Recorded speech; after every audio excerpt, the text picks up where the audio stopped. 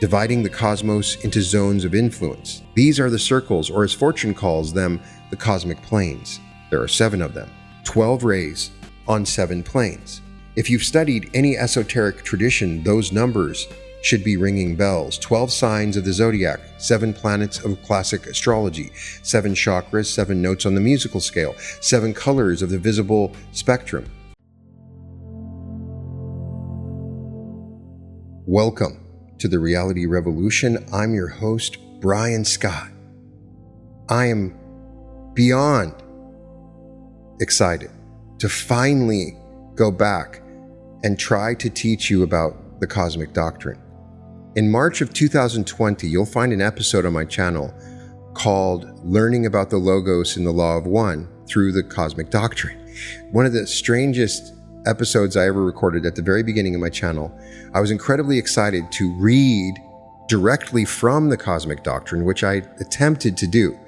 This is one of the most complex and befuddling works ever written. I've never had stranger comments. People were like, Brian, what are you reading? What is that? They could not understand it. It was incredibly complicated, and I desperately wanted to explain this amazing book that I had found that is so incredibly different. And so today we're talking about the operating system of reality, the cosmic doctrine, and the hidden architecture of existence. In a previous episode, I told you the story of Dion Fortune, the British occultist, ceremonial magician, and priestess who spent her life mapping the invisible architecture of reality.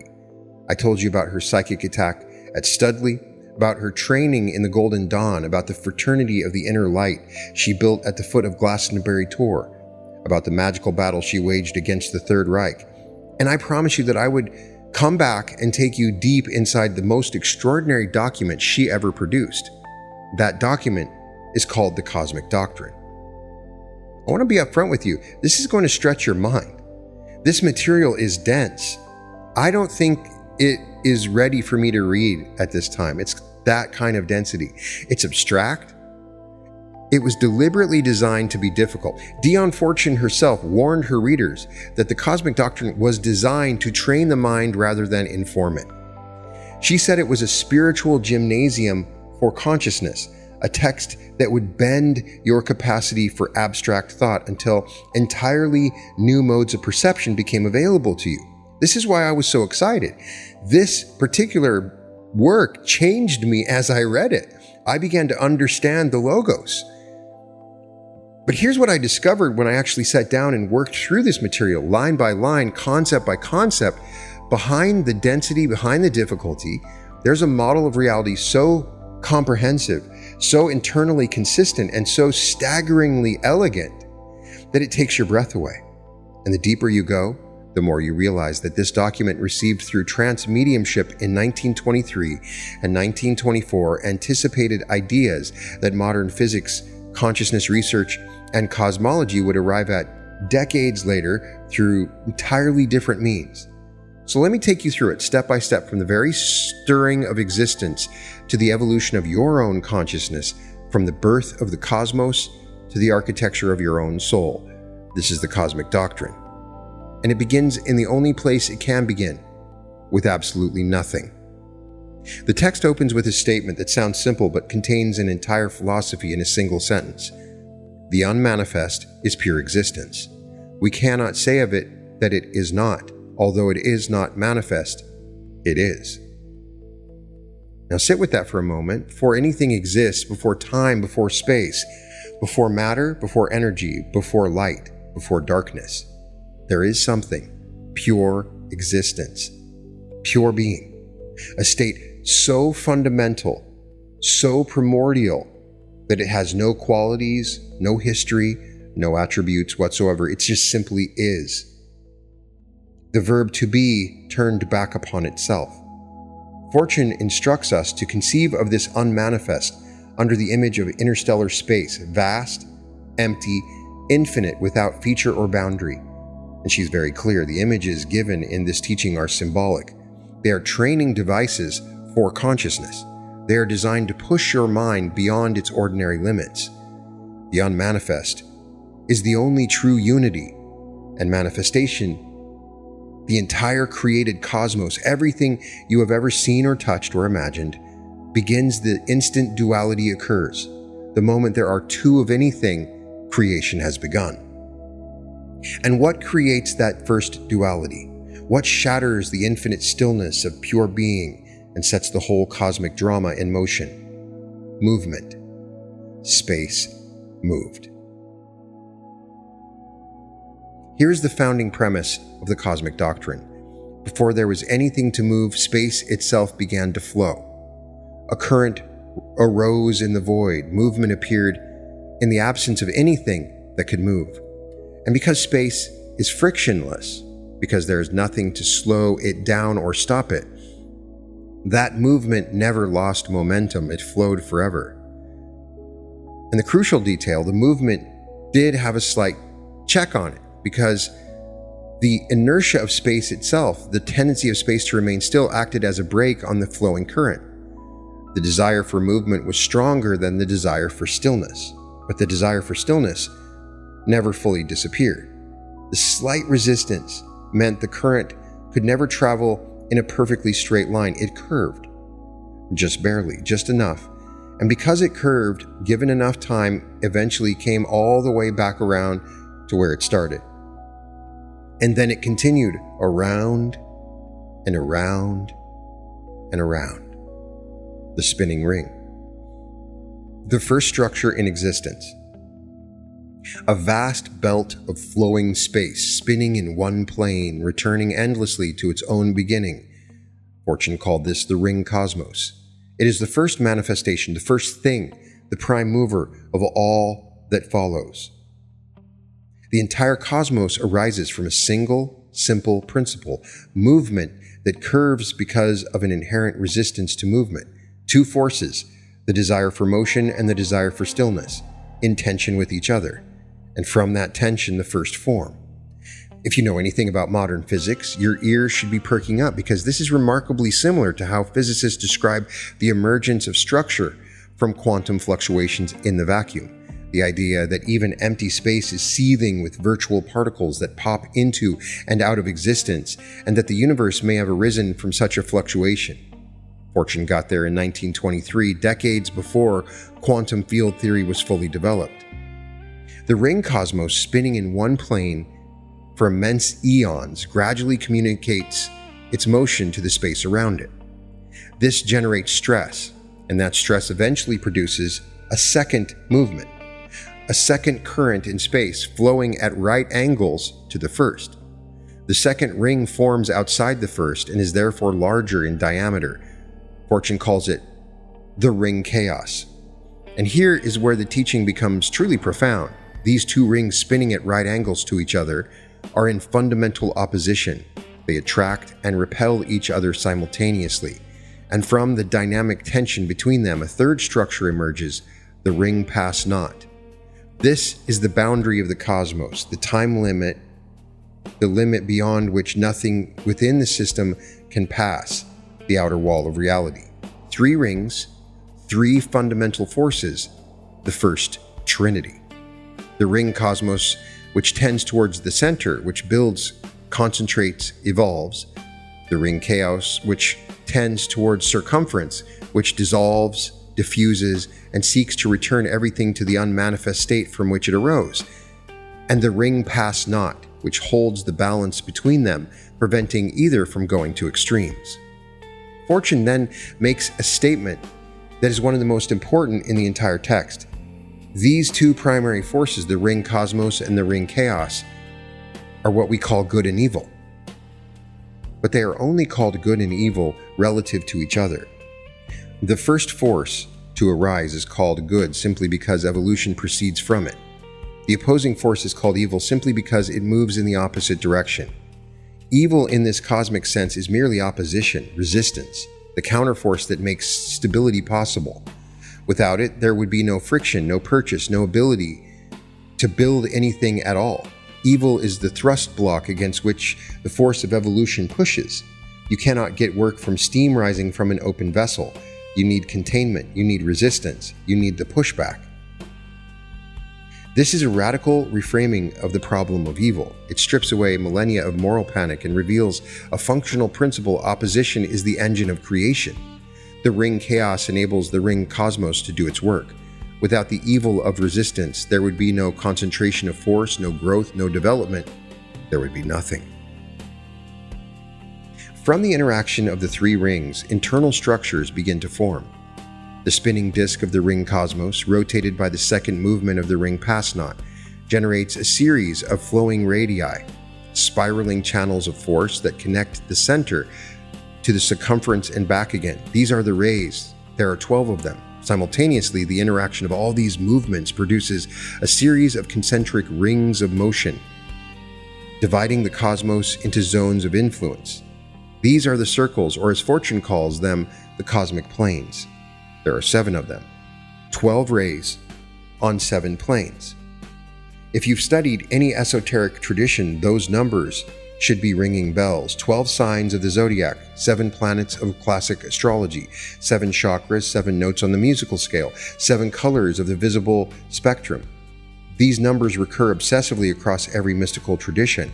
The cosmic doctrine provides an explanation for why. They are built into the fundamental geometry of existence itself. Within the segments created by the intersection of the rays and the circles, tangential movements arise, lines of force that cross each other's paths. Where they cross, vortices form. 2 opposing forces lock together, canceling each other's motion and creating a stable point. These vortices are the first atoms. Read that again. Atoms in the cosmic doctrine arise from opposing forces that lock into a stable vortex. They are the knots of movement, pockets of frozen energy, exactly what modern physics describes when it tells us that matter is condensed energy, that an atom is a standing wave, a pattern of forces in dynamic equilibrium. Fortune published in the 1920s. Einstein published EMC squared in 1905, but the full quantum mechanical description of the atom as a wave function would come later. The cosmic doctrine anticipated the conceptual framework with startling precision. And there's another principle embedded here that deserves your attention. The text states that every movement in space, once it occurs, never stops flowing. Space set in motion flows forever. Every action you've ever taken, every thought you've ever had, every movement of any kind has left a permanent track in the fabric of existence. These tracks persist, accumulate, deepen with repetition. And this, Fortune says, is the basis of memory. This is why it's easier to repeat an action than to originate one. The momentum of space is cumulative. The more often a pattern has been enacted, the easier it is to reenact. The universe remembers everything. This principle, tracks in space left by movement, will become central to everything that follows in this teaching. It is the mechanism behind karma, habit, formation of character, behind the entire structure of the inner planes. Every thought form, every astral image, every psychic impression you have ever experienced is a track in space, left by the movement of consciousness, and these tracks are permanent. Within the projected universe, the atoms of each plane produce their own images, their own self-concepts. These images are unorganized, they are raw material. But when the great entity projects its own self-concept into this raw material, organization occurs.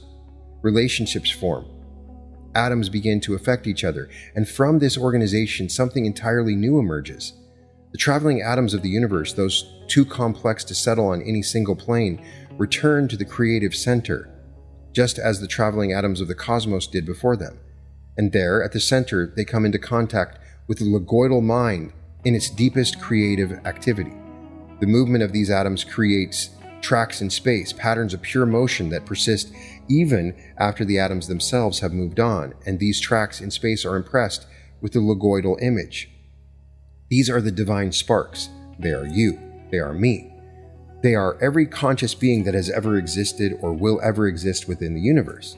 Each divine spark has 3 aspects. First, the spark itself, a track in space impressed with the image of the Logos, tuned to the logoidal rhythm. This is the immortal core, the seed of divinity. Second, the seed atom, the traveling atom to which the spark is attached. This is the nucleus around which vehicles of manifestation will be built. Third, The gathered atoms of each plane, the bodies, the shells, the vehicles through which the spark will experience the manifested universe. Spirit, soul, body, 3 aspects, 3 levels. The ancient Trinitarian model derived from the fundamental threefold structure of the cosmos itself. And here comes the revelation that Fortune says had never been disclosed before. Each atom in the universe is separately created by a separate cosmic atom. Your divine spark derives its existence from a corresponding atom in the cosmos, an older, vaster being that aspires through your evolutions to achieve its own advancement. The Logos is your conditioner, the intelligence that shapes the environment in which you evolve. But your creator is a cosmic atom that gave rise to your reflected image in this projected universe. You are the thought in the mind of God, but you are also the means by which a cosmic being evolves, by developing a divine spark, by completing the full circuit of evolution within the universe. You enable your cosmic creator to become, in turn, a traveling atom. And a traveling atom can become a great entity, and a great entity can project a universe of its own. You are a thought in the mind of God, but you're also the means by which a cosmic being evolves, by developing a divine spark, by completing the full circuit of evolution. Within the universe, you enable your cosmic creator to become, in turn, a traveling atom, and a traveling atom can become a great entity, and a great entity can project a universe of its own. The divine spark evolves in waves, life swarms, each building upon the achievements of its predecessor. The first swarm goes forth into a virgin universe. There are no planets, no organized structures, no pre-existing conditions. These sparks must build everything from scratch. They create the systems of magnetic stresses that form the framework of each planetary globe. They establish the galvanic forces, the prime currents, the foundational energies upon which all subsequent evolution will depend. When they complete their circuit and return to the Logos, they become the Lords of Flame, the powers behind all natural forces, the intelligence that sustains the basic physics of the universe. The second swarm goes forth into a universe already partially structured by the work of the first. Their task is to build forms, to take raw forces established by the Lords of Flame and crystallize them into structures. They deposit layers of matter onto each planetary globe. They create the chemical elements, the physical substances, the organized forms through which life can express itself. When they complete their evolution and return, they become the Lords of Form, the great builders, the Lords of Death, who give form and who dissolve it, who educate through structure and discipline through dissolution. The third swarm enters a universe where force exists and form exists, but something else is still missing. Individualized intelligence. The Lords of Mind go forth, and because the framework and the forms have already been prepared for them, they complete each phase of evolution more rapidly than their predecessors. This means they have to wait. And during these periods of waiting, something unprecedented occurs. Their superabundant energies, unable to advance along the normal channel, begin to elaborate upon the original type. They differentiate, individualize, and develop unique characteristics. This is the birth of free will, the origin of epigenesis, the capacity to create genuinely original responses rather than simply repeating inherited patterns. This is what makes the third swarm the Lords of Mind, because individualized experience is the foundation of personality. And personality is the foundation of everything that makes you uniquely, irreducibly yourself. The Lords of Flame are behind the laws of physics. The Lords of Form are behind the laws of chemistry. The Lords of Mind are behind the laws of biology. And the Lords of Humanity, the swarm currently in evolution, will be behind the laws of sociology. We are building the fourth layer of reality. We are creating the laws of relationships, of cooperation, of collective intelligence. That is what human civilization is, viewed from the cosmic doctrine's perspective, the construction of a new set of natural laws that will govern all subsequent evolution. The cosmic doctrine contains what Fortune calls the secret of the initiates, the true understanding of evil, and it's a teaching of extraordinary subtlety. Evil in the cosmic sense serves two functions. It acts as a thrust block. When you oppose evil with good, you lock up the force of good in the act of opposition, and the result is a stable platform. You can then stand on that platform and leap to greater heights. The opposition of evil is what gives you purchase on reality. Without it, every force would dissipate into nothing. Second, evil, when left unopposed, is the scavenger of the gods. When you refuse to resist evil, it follows the laws of its own nature, which is to move toward dissolution, toward the ring chaos, toward unmanifestation, from which it arose. It travels outward to the periphery of the universe, strikes the ring pass not, and is resolved into its basic elements. Those elements are then drawn into the nearest current of the ring cosmos, which is the current of good. Evil, when unopposed, destroys itself and is transmuted into raw material for new creation. Therefore, Fortune writes, "You only oppose evil when you wish to do constructive work, when you want to build something new and build a foundation to stand on. You never oppose evil that you wish to destroy. Instead, you make a vacuum around it. You withdraw your energy. You refuse to give it the opposition it needs to sustain itself, and it collapses under the weight of its own nature." This sounds a lot like Vadim Zeland's teachings on the pendulum. You simply take your attention away from it. The teaching is staggering in its implications. It inverts virtually everything that conventional morality teaches about the struggle between good and evil. It suggests that the endless war against darkness the most religious prescribe is in fact counterproductive, that by endlessly fighting evil, you endlessly sustain it, because you're providing the very opposition it needs to maintain its form.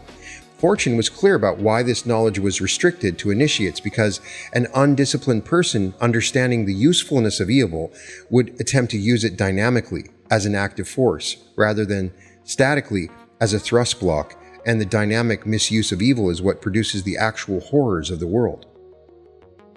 One of the most powerful sections of the cosmic doctrine is the teaching on the 7 deaths. This is the map of spiritual liberation expressed in the language of cosmic mechanics. The first death, when two opposing forces lock into a vortex, they cease to exist as movement and become a center of stability. This is the death of pure motion, the birth of form. The second death, when an evolutionary change forces life from a simpler form into a more complex one. The simpler form dies. The fossil record is a graveyard of second deaths, but the life that animated those forms has been reborn into higher expression. The third death, physical death, the death of the body. Fortune describes it with breathtaking matter-of-factness. We graze in the fields of earth and we lie down in the fields of heaven to chew the cud. Life is study. Death is meditation. In death, the abstract essence of life experience is extracted, synthesized, absorbed into the individuality.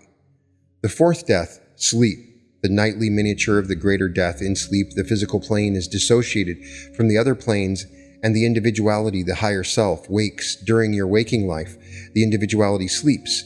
During your sleeping life, the individuality wakes. This is the rule for the majority. The fifth death, the death of the personality.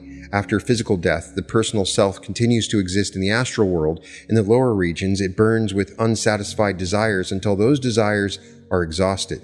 Then it ascends through higher states until it recognizes that even the highest personal desires are finite barriers between itself and the infinite. It surrenders the personal love that loves a person in exchange for the higher love that is love, a state of consciousness in which all is embraced, and it is born into the consciousness of the individuality and beholds the face of its Father. The sixth death, trance. The body sleeps, but the soul is active on its own plane. This is the state of the seer, the prophet, the deep meditator who has learned to function consciously on levels beyond the physical. The seventh death, illumination. Consciousness is permanently withdrawn from the personality and unified with the individuality. The illuminated initiate beholds the face of the divine even while walking in the physical world. This is what Fortune calls the living death. And she is very clear that those who desire the things of the senses use that phrase to describe the most terrible fate imaginable, while those who have knowledge understand it is the ultimate freedom. The illuminated initiate is a dead person who manipulates their body so they may serve those who cannot otherwise be reached. The light that cannot shine through the veil of flesh, because consciousness incarnate in the body blocks it, now shines freely through a consciousness that is discarnate while still attached to a living form.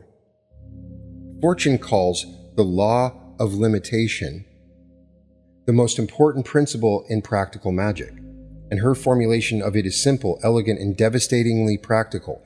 Limitation is the first law of manifestation. Therefore, it is the first law of power. The Logos manifests by circumscribing itself. Spiritual power, though vast, must be focused to be effective. The method when you wish to accomplish something, first think it through in complete detail. Define the end you wish to achieve, consider the means, then eliminate every desire that has nothing to do with that aim. Render yourself one-pointed, think of nothing else, dream of nothing else, until the matter is finished. Then, having achieved this complete circumscription of desire and limitation of this content of consciousness, invoke the power for its performance, and in a flash, the thing will be done. Thorough preparation means quick completion. The practical genius of this teaching is in the distinction Fortune draws between a limited consciousness and a limitation of consciousness. A limited consciousness means you have excluded experience, you are ignorant. A limitation of consciousness means you have selected an experience. You are focused, and you focused on a chosen subject. You have breadth at the base and sharp point at the apex. This is how a diamond cutter works. This is how a laser works. This is how magic works. She also provides a crucial warning. Concentration at the apex must be supplemented by breadth at the base. A narrow consciousness without a broad foundation produces fanaticism and a loss of balance. The great mystics are broad human beings who have learned to focus with extraordinary precision. They are versatile before they are powerful. Versatility provides the focus, provides the point. Together, they are irresistible. The final major teaching of the cosmic doctrine concerns polarity and the attraction of the center, and it concludes with a statement of extraordinary beauty and power. Polarity, Fortune teaches, has its basis in the attraction of the center and the attraction of the circumference. The flow toward the center gives the negative aspect. The flow toward the circumference gives the positive. Together, they produce the circulation of force that drives all manifestation. In group work, this principle manifests as follows. The consciousness of a group is a feminine, receptive entity. It requires a positive, stimulating force before it can become creative. A leader who conceives the aims of a group on a higher plane than the group itself conceives then becomes positive toward that group and can fertilize it. When fertilization occurs, each individual in the group becomes pregnant with a new concept and brings creative work to birth on the physical plane. This is why groups experience cycles of fluorescence and quiescence. Once the group members have conceived the same ideal as the leader, they are on the same plane of the same polarity. The creative tension dissipates. The new stimulus is needed. A new height must be reached. The cycle begins again. And the law of the attraction of the center contains what Fortune calls the secret of the mystery of love. The return to the center is the goal of evolution. When all that is external becomes internal, the boundary of the center is extended to the circumference, and all things become as the center is. This is the spiritualization of all the planes. The essence of evolution is unification, and the manifestation of the unifying principle upon the planes of existence is love. Whether that love is intellectual sympathy on the plane of mind or physical unity on the plane of matter, love, in all its aspects, is the symbol of the Logos as the One, as it's described in the Law of One. There are only two things that make all things one: death and love. Death is the manifestation of the left-hand path. Love is the manifestation of the right-hand path. Whoever expresses love, however dimly, brings spirit, which is one, into manifestation. To be separate is to be dead. Therefore, choose love and live. The cosmic doctrine also contains one of the most chilling teachings, the doctrine of the Temptation of the Nadir. At the deepest point of involution at the bottom of the arc, where consciousness has penetrated as far into matter as it can go, something extraordinary happens. The evolving being, having attained the summit of its material powers, looks outward toward the ring past knot, and across that great gulf, reflected on the outer surface of the barrier, it sees the simulacra of all of its unfulfilled desires, images that promise absolute power, absolute freedom, existence without law or limit. The temptation is to leap, to continue outward on the momentum that projected you onto matter, to break through the ring past knot and enter the unconditioned freedom of outer space, where there is no law and beings are as gods. Those who succeed in transcending law through perfect obedience, who have fulfilled every condition, balanced every equation, completed every cycle, and then passed beyond the nucleating centers of law, of new logoidal suns, they become creators of universes. This is the mystery of Godhead. But those who attempt to escape law before they have fulfilled it, who grab for unconditioned power before they have earned it, become unconditioned wills without the wisdom to use that power. This is the mystery of positive evil. This is the left-hand path, and Fortune is unflinching in her description of its consequences. Those who persist on this path eventually reach a point where there are no more forms for their ensouling. They dissolve into unorganized elements of substance and cease to be potent for evil or potential for good. They undergo the unknown death, complete annihilation. Even their karma is disintegrated. There is no reincarnation, no fresh start. This is the ultimate warning of the cosmic doctrine. The path of power without responsibility, of freedom without having earned freedom, leads to absolute destruction. The right path is the humble one, the path of return, of synthesis, of love.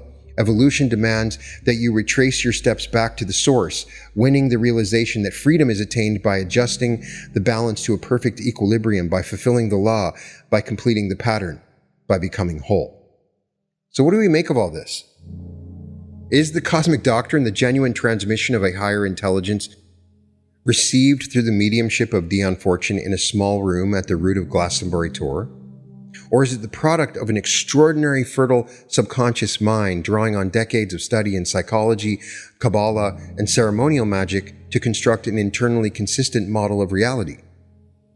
Honestly, I cannot answer that question with certainty.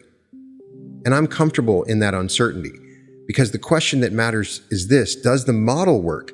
Does it illuminate? Does it open doors? Does it work your mind? Is it a gymnasium as she describes at the beginning? And the answer to that, based on my own experience, is unequivocally yes. It's confusing, it's hard to understand, but it has something special about it. The cosmic doctrine provides a framework for understanding the relationship between consciousness and matter that is more comprehensive than anything I've found in modern science or any other esoteric tradition. It explains why numerical patterns recur across every domain of human knowledge. It provides a functional understanding of evil that is more merciful than any moral philosophy I've encountered. It maps the architecture of the soul in a way that is testable through direct experience in meditation and inner work, and it describes the process by which consciousness evolves toward unity with the source through a series of deaths that are, in truth, a series of liberations. It also carries a profound ethical teaching that the purpose of evolution is unification, that love is the cosmic principle by which all things return to the one. That every act of genuine love, every moment of real connection, of true seeing, of authentic compassion, is a participation in the fundamental movement of the cosmos itself. Fortune wrote in the 20s and 30s, we are now approaching the second quarter of the 21st century, and the question she grappled with, the nature of consciousness, the relationship between mind and matter, the architecture of reality, the purpose of existence, are the very questions that are driving the frontiers of physics, neuroscience, the philosophy of mind, and consciousness studies today. It's what I focus on every episode with the Reality Revolution. She was ahead of her time. She may still be ahead of ours. The cosmic doctrine is available to anyone who wishes to study it. Fortune herself said that each reader should use imagination and intuition in reading, because this is an endeavor to convey very abstract ideas in reasonably concrete form to those still in incarnation by one who has long finished with the need for a physical body. The door is open, the rings are spinning, the rays are flowing, the divine spark within you carries the imprint of the Logos, the memory of every plane, and the only question that remains is the one that every tradition, every temple, every sacred text has stirred in the infinite stillness of the Unmanifest. Who are you? And where are you going? You can find all episodes of The Reality Revolution at therealityrevolution.com. And welcome to The Reality Revolution. 3 days, 9 sessions. You're invited to a complete timeline shift. This July, The Reality Revolution comes home to Anaheim for the most immersive 3-day experience I have ever built. Activate your pineal gland, meet your higher self, quantum jump into your greatest timeline, enter the bliss body healing state, step into the flow of large sums of money, open fully to love and shift into the higher density new earth. Every session combines deep teaching with guided activation, the same techniques that have produced extraordinary transformations at every Reality Revolution event. Friday night, the community celebrates together. Saturday evening, we have a special appearance from Daryl Anka. Sunday, you walk out as a new version of yourself. July 24th through the 26th at the Hilton Anaheim. Early bird pricing available now at www.brianscottlive.com/Anaheim.